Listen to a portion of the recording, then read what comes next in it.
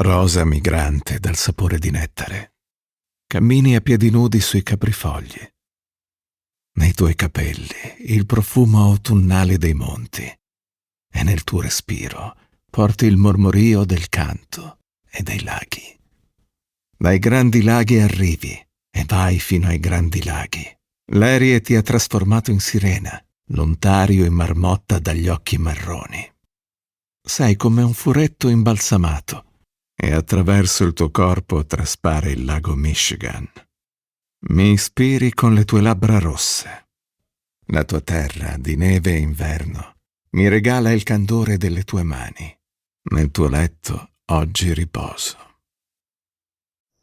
Sono atterrato a Washington D.C. come un piccolo embrione nel grembo della piovra che allunga le sue lunghe gambe o braccia ovunque, come se volessi cogliere nel tentativo coloro che rivendicano il diritto alla gioia, come se volessi trasformarmi apposta da lumaca a gufo autunnale.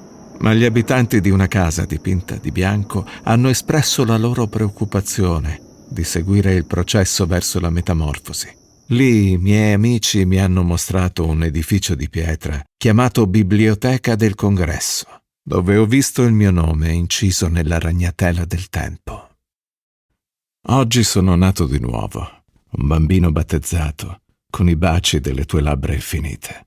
Oggi piango di gioia. Ieri ero nudo e tu mi hai dato dei vestiti. Anima nuda che ha girato i paesi. Oggi ho un vestito di lino e scarpe di vernice.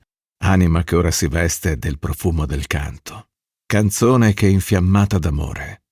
Ti canta versi d'amore e con amore ha convertito il bambino battezzato con l'acqua. Dai grandi laghi della tua terra, nella forza che l'amore stesso proclama, e il trionfo è tuo e mio.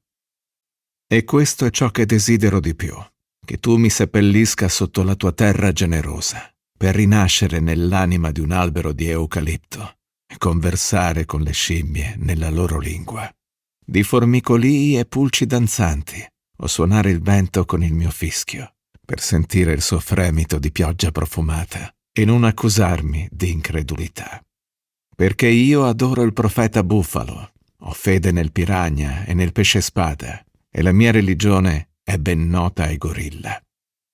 Per ora vago di strada in strada, di pietra in pietra, ma quando mi seppellirai, rinascerò nell'anima di un eucalipto.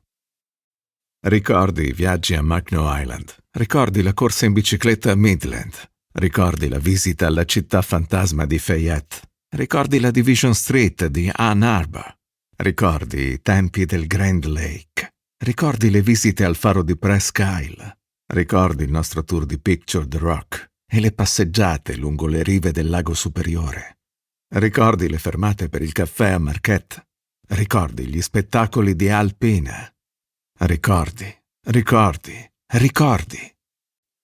E ora sono qui con la mia persistenza di anaconda che sonda e circonda, che succhia o avvolge o accerchia, che insiste con il suo veleno mortale.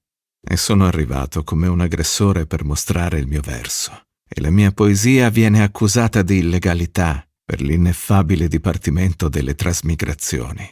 Sono venuto qui per dare e non per togliere. Sono venuto per insegnare, per imparare, per sognare. Ma ero comunque un delinquente per molti, e tra le tante accuse che ho ricevuto, ho formato un grande sacco di spazzatura e l'ho seppellito nel cimitero degli intrighi, dove lo scheletro dell'odio dormirà per sempre.